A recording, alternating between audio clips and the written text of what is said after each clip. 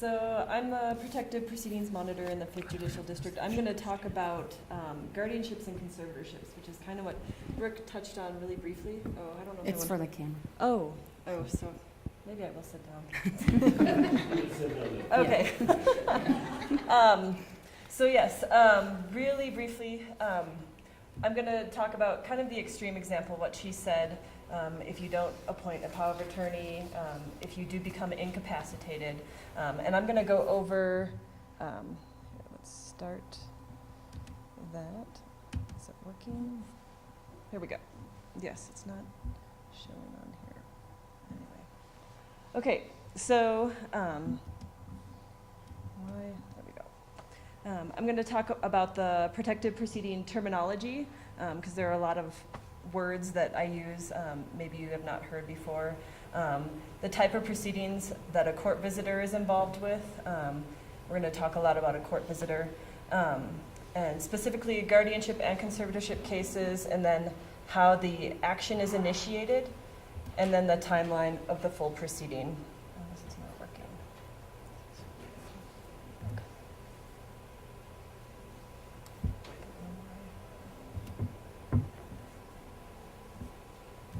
Interesting. There we go.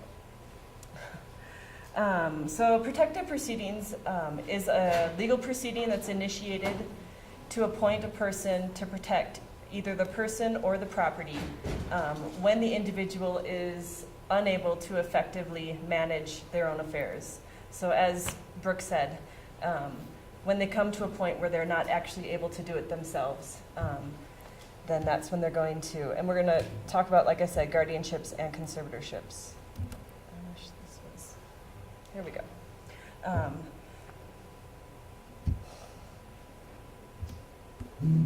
Okay, this is not working that well, but I'll get over it. So a few important words that I'm going to use. A petition, that's a document that actually initiates the proceeding in the court. So it's when you petition the court, you're asking them to start the process of appointing a guardian or a conservator. And then the petitioner is the person that actually completes that document or fills out that document. And typically that person is the one that also wants to be named as the guardian or the conservator. And that's not always the case, but typically it is. And then the respondent is actually going to be the one that is the subject of the entire case. So I'm going to pretend like my mom is the one that needs to be appointed a guardian or conservator. So my mom would be the respondent in the case. And she's the one that we're going to talk about throughout this. So she's the one that's going to be protected.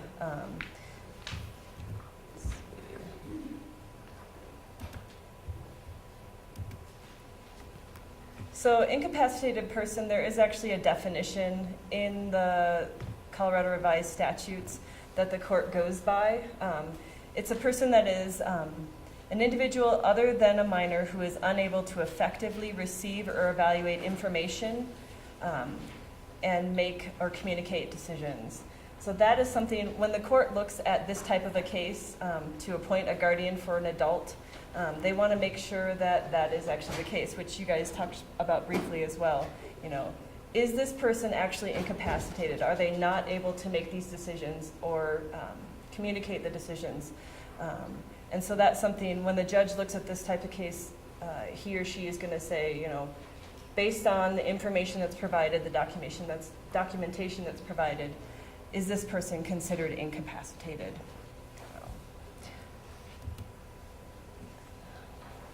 I don't know why it's not working. Do you want to know? Is that what's going on?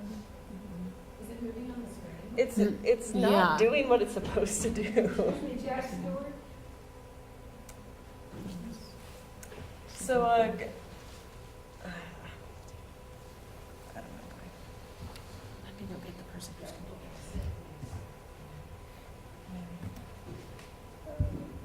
So a guardianship, we'll just keep moving on. I don't know why it's not responding, but so guardianship, really briefly, like Brooke said, it's you're taking care of the person.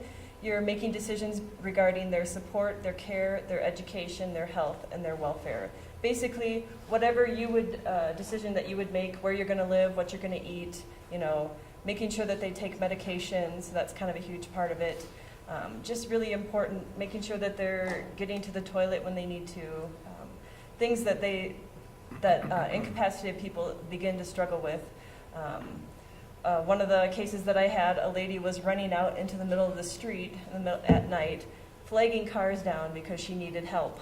And so she was really making herself vulnerable in that situation. She was trying to get help, calling 911, they weren't coming fast enough, she's running out into the road. Definitely putting herself in a vulnerable situation. And that's, you know, those are the types of situations where a guardian needs to be in place and making decisions so that she's not putting herself in situations where she's incredibly vulnerable. So in that situation where a guardian would be appointed, my mother would be considered the ward. So the ward is, again, the subject of the case.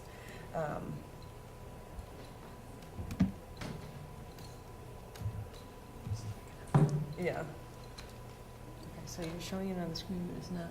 Right, it's not responding. A conservatorship, basically the conservator is the one that's going to manage the person's estate. And the subject in the case is going to be considered a protective person. So my mom would be a protective person in that situation. How do you send the slide to the next one? Yeah, I don't know why. No, how do you send this? How do I? Yeah, when you're doing the slide. How do you send it? Do you just? Well, typically you press either from the beginning or from current slide, but it's not even doing that on the computer, so I'm not quite sure. But yeah, it's kind of like stuck up there. I don't know. We'll keep going. Is this our computer? So the next slide is actually talking about how you initiate the proceeding. First, you need to look at, and you guys have your quick guides of appointment for a guardian or a conservator of an adult. That's a really great overview of how that can take place. On the very top, it says, first of all, you need to consider the venue. And essentially, you need to decide, is that person, well, you're going to, typically, for a guardianship, you're going to pick the county in which that respondent or the person that is the subject of the case, where they reside. So if they live in Eagle County or they live in Summit County, then you're going to choose that county. So if it's Summit, you'd go to the Breckenridge Court, and that's where you would file the case. And then, I think my next slide is it's about notice. Say it again. Okay, yep, I already talked about that. And that's still not responding. So the next slide is actually talking about setting a matter for hearing. Sorry, in my brain I practiced this like 20 times. So, so setting the matter for hearing is important. Essentially, the big deal with that is making sure that everyone is notified that this process is occurring. And I know it's hard for a lot of people to understand, but even though the person may be incapacitated, they might actually be in the hospital in a coma, they still need to be notified that this proceeding is occurring. So the person that is the subject of the case, so again, let's say my mom is the one that's in a coma in the hospital, she would actually need to be personally served. So if you look at that second bubble, completing service, it talks about that she needs to be personally served with either a private process server or with the sheriff's office being served those documents, a copy of the petition as well as a notice of the hearing. And then anyone else in the proceeding, so anyone else that's named in the petition would be considered an interested party, and they also need to be notified about the hearing. So if there's brothers and sisters that are involved, let's say that I want to be the guardian for my mom, but my brother and sister are also, and my dad are also a part of it, they also need to be notified that the hearing is occurring in this whole process. They're going to bring another projector and a computer. Okay. Okay. Yeah, I'm just going to keep going. Okay. trying best I can. So there's a lot of different types of guardianships and conservatorships. There's unlimited, limited, emergency, and special. And I'm really briefly going to talk about the differences. Essentially, an unlimited guardianship is like what it sounds. There are very few limitations, and the statute talks about those limits. Essentially, those limits are when there's a mental health issue, or there's alcohol or drug issue, or developmental disability issue involved, you cannot actually place someone into care against their will in a guardianship. That would be a completely separate proceeding. And I'm sure Brooke knows a lot more about that than I do. Yeah, so mental health. So, sorry. And it says it right on the order that a guardian cannot, essentially you can't have someone involuntarily committed, even if you're their guardian, or you can't have them involuntarily admitted into a drug or alcohol treatment program. That is not to say if they have dementia and they need to go to assisted living or a skilled nursing facility, the guardian absolutely has the authority to do that. This is specifically, and it's hard because you think of mental health and dementia as sort of one and the same, but it's a completely different proceeding for an actual mental health case, drug, alcohol treatment, which is tough sometimes because there's overlap, but you just have to keep that stuff in mind. And I just very briefly will say that, sort of overcomplicate things maybe, but coming down the pike, there may be new legislation where a guardian doesn't just automatically have unlimited power. It's much more, I'll call it sort of like filling the cracks. So a guardian would only have the authority to act with regard to the places where the protected person or the ward needs assistance. Because even if you are appointed as guardian conservator, I'm sorry, I'm taking over your presentation.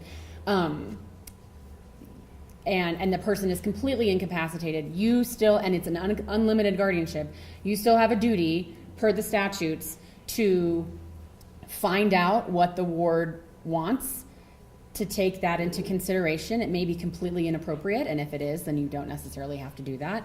But they have to have at least some amount of autonomy where they can still take part in decision making, again, to the extent that it's appropriate. If they want to live at home and they need 24/7 care, I know you want to live at home, but I have to make this decision for you. So just keep that in mind, that there are other ways to sort of limit the power of the guardian. Right.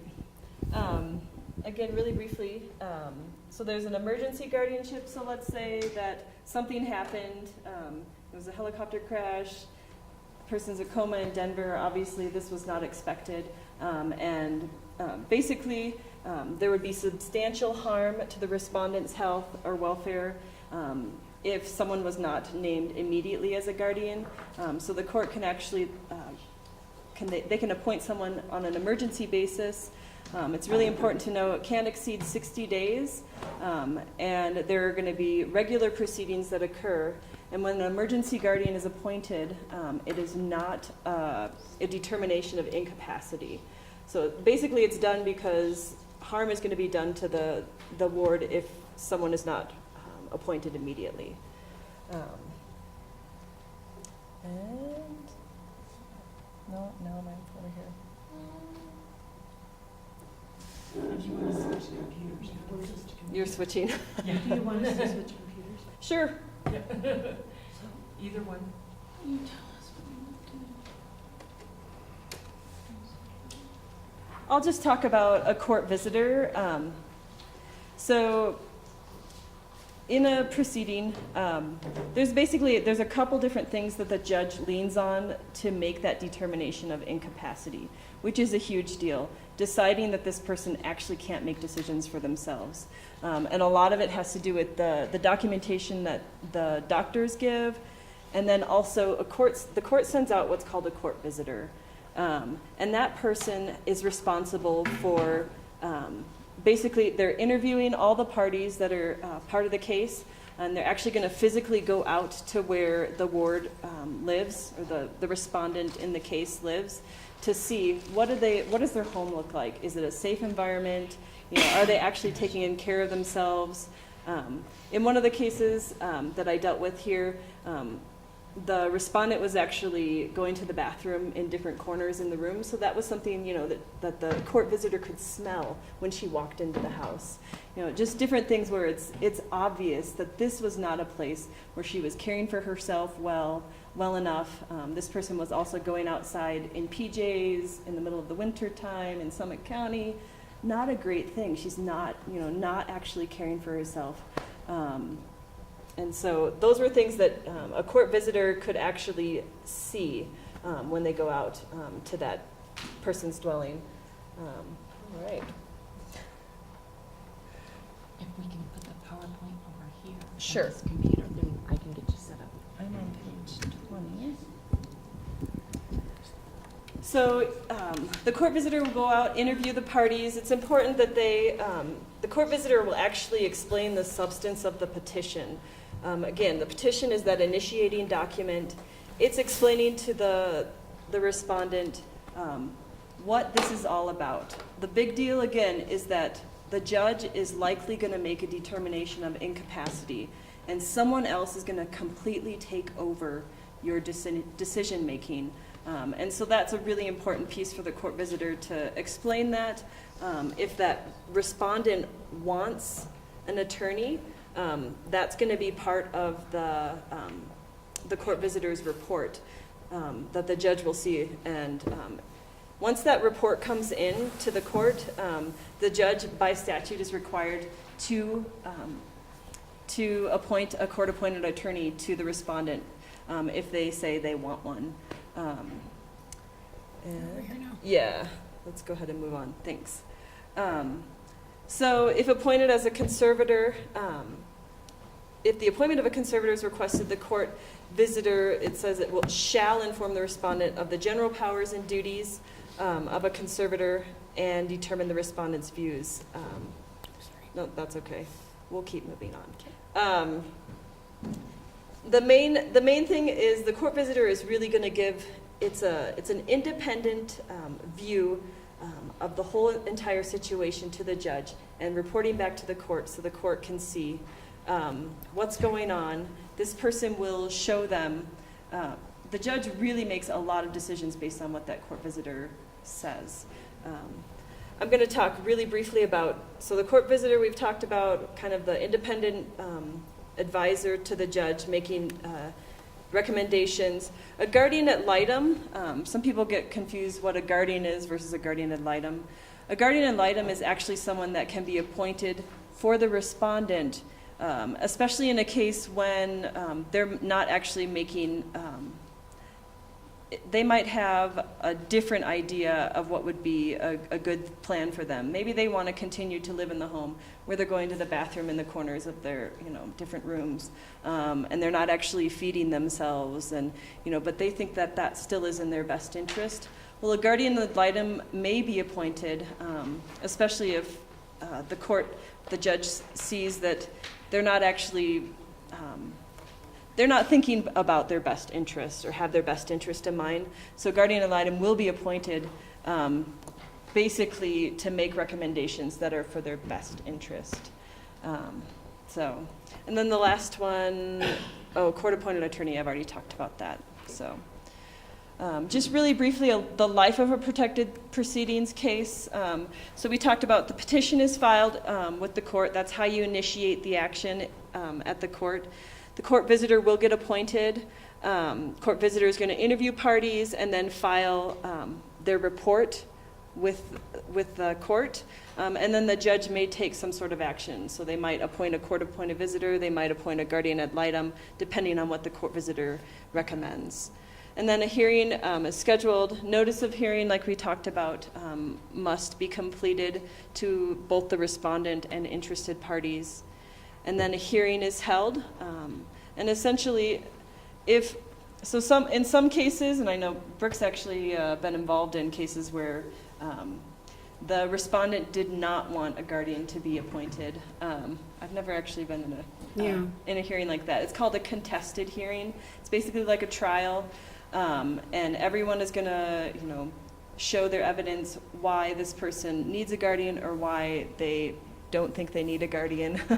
they're not fun. No. And that's why, again, if you can get your documents done in advance so you're not ending up in a contested hearing saying, I don't want this person to be my guardian, or I don't want a guardian at all, it puts families in a really tough position, because typically it is a family member that's petitioning for guardianship, and now that petitioner has the burden to prove that their parent, essentially, or grandparent or loved one, is an incapacitated person, and you have medical evidence, and it's awful, and we try to avoid them at all costs, but there's due process. It's a big deal, and so you cannot do this without having a court hearing, and the respondent has the right to get in court and say, I don't need it and I don't want it, and then the judge has to make a determination as to whether or not that's the case. Right. So most of our hearings, though, are about 10 minutes, because literally the judge has already reviewed all of the documentation and just takes a little bit of testimony. As long as everyone's okay with the process and what's going on, then a guardian or a conservator is appointed. And once the appointment is made, there's a number of documents that are required to be filed. A lot of reports, a notice of appointment, acknowledgement of responsibilities. And that is pretty much I switched. it. No, Oh, go ahead. I think Okay. we're good. Just really briefly, I wanted to point back to these quick guides for appointment. They give you a really good overview, but every situation is different. And so if you do think that you're in a situation where you are needing to get a guardian or a conservator, the court has resources. There's a self-represented litigant coordinator, Mary Perry, sitting out there at our court table, and then also myself, who you can contact if you think that you're in that situation where maybe you do need to take care of, maybe it's your parent or a disabled adult child that you need to get into a spot where they do need a guardian or a conservator appointed. We can help you get the forms. However, you do need to go through the same process as if you had an attorney involved in the case. So you need to make sure that every step is taken care of, just as you had an attorney in the case. So is every state different in how they do this? Yes. Yes, okay. Mhm.